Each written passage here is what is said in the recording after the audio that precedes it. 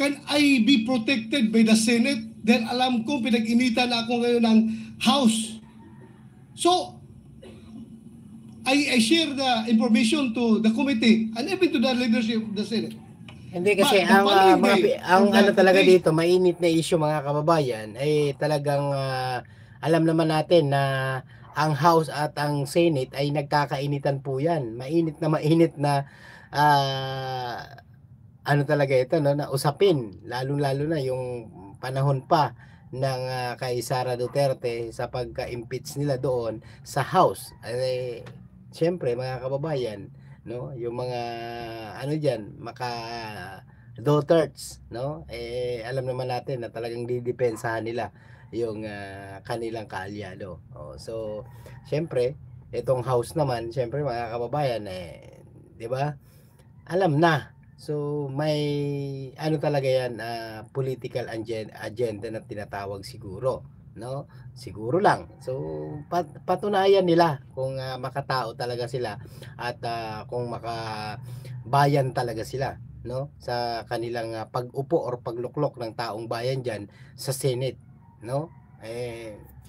Diyan natin malalaman mga kababayan kung talagang tapat sila sa kanilang mga tungkulin, no, na dapat itong mga ganitong nangyari, lalo na sa mga sangkot sa mga maanumalyang flood control na yan na nabanggit, no, lalo na itong si Joel Villanueva at si Jinggoy Estrada mga kababayan, na sinabi mismo ni Bryce Hernandez, nandun pa tayo mismo sa ano, no, sa Tricom or sa House na nag-cover po tayo at nag-live tayo doon mga kababayan ko, at grabe, masasabi natin talagang napaka-intense ng usapin nito, no? Kaya ayan, pakinggan natin si Senator Bato kung ano ang kanyang mga hinanaing patungkol nga dito, no, mga kababayan ko. Pakinggan natin.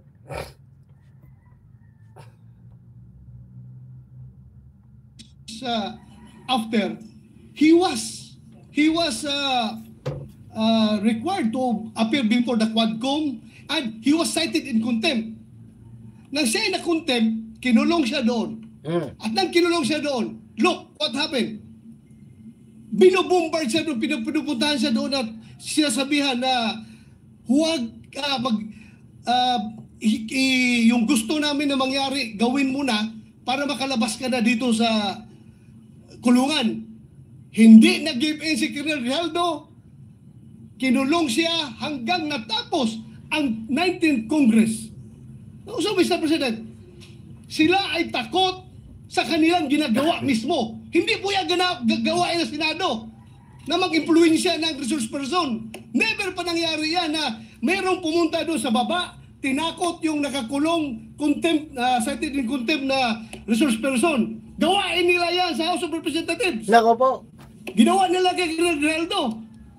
Kaya huwag tayong basta-basta bumigay sa kanila dahil we should be independent from them, Mr. President. Hindi natin sila dapat sundin kung anong kagustuhan nila. We have to stand on our own. Thank you, Mr. President. Mr. President. Yes, Senator Marcoleta. Noong pong September 8, 2025, ako pa rin po ang chairman ng Blue Ribbon Committee. Ang Blue Ribbon Committee po ang nag-approve ng legal and physical custody nung ma-cite in contempt si Bryce Hernandez. Nung makiusap po ang Speaker ng House of Representatives sa inyo, di po ba dapat nakonsulta naman ang Chairman ng Blue Ribbon Committee? Dahil kami po, ginawa namin yon through the collective wisdom of the committee.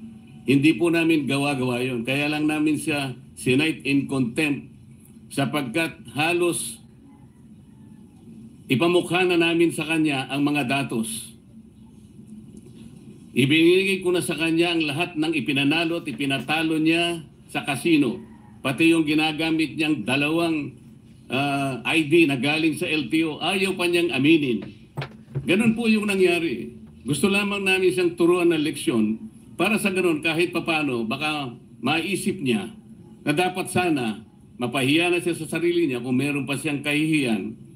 Dapat naman sana, nung siya'y mag-request ngayon sa House of Representatives, hindi po sa kanya dapat manggaling ang request kung saan siya magko-custody.